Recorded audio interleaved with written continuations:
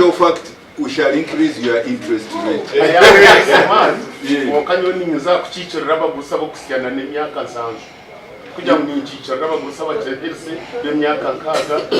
see, what we want is 6% interest, and paying back is to cater for inflation. Oba babwine minister w'abakuzire Baakirinju bayihanangiriza Gavumenti kutaho buryo bwo kutereza Omubuhereza bwa Gavumenti nabo babase kwekondera omwihanga ryabo. Tuhaire Edson chairman w'abagurusi ba Rampara akushaba Gavumenti kutera abagurusi sente omuza sako ngo bwahata abagurusi tibine aho kuya sente kandi sente ziba kubaha nizija bwanyuma y'emyezi 3. Abagurusi aba tibineho aho sente bafuna bice munonga hapa satani pass ya percent hadisu naka sente kace munonga shanga mba miliyoni muri cweka financial year yone sente zo tizikuba yambara ningira ngo should be a system batu police kugira ngo habo satani percentage yongere from 5% bakuhereza zika 20 so that council zes register zitunguke kindi abagurusi tibino kubakura kwasa kuraguza kwinikizo of the older persons. A section of the people you are going to address nationwide are pensioners, whereas salaries have been enhanced and elevated now and again, but the pension has tended to remain stagnant. So, I don't know what steps you have already done to make sure that the pension is enhanced and what you are yet to do about it. For you know some parliament.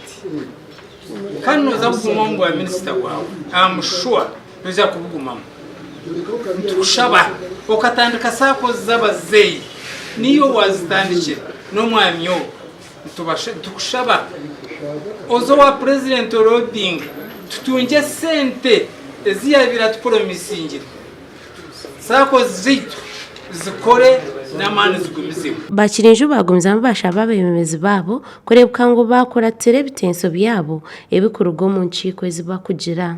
We wrote the document, we gave it to Honorable Tosima, we put it on the floor of Parliament, we saw it on TV, and the speaker then who was in the seat was the deputy speaker.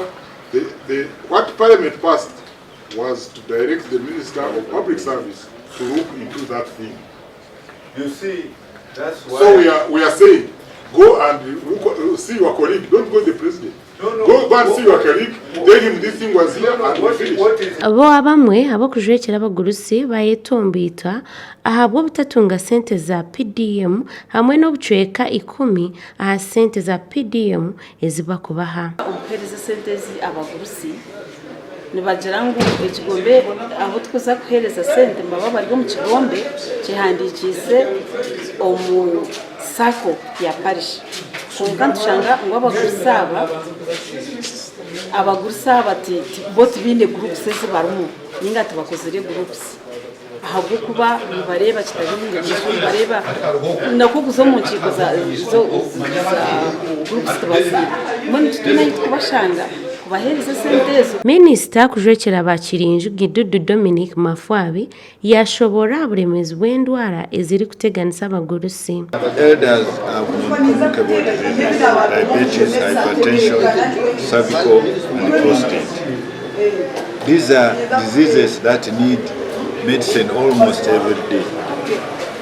Through Kabigumira David, we have negotiated with Liberty Insurance, and we've got where they charge 36,000, they cover you for 2 million, and 60,000 for 3 million. And we think this money should be able to service an elder. Yagumizamu yashobora nko ku government eyijirene yamba abantu abakuzire. I wouldn't be a minister if government wasn't helping elder people. First of all, they have decentralized their positions from LC1 up to LC5. We also have 5 parliamentary seats to get representation at the highest level of representation, where the elders will participate in budgeting and appropriation.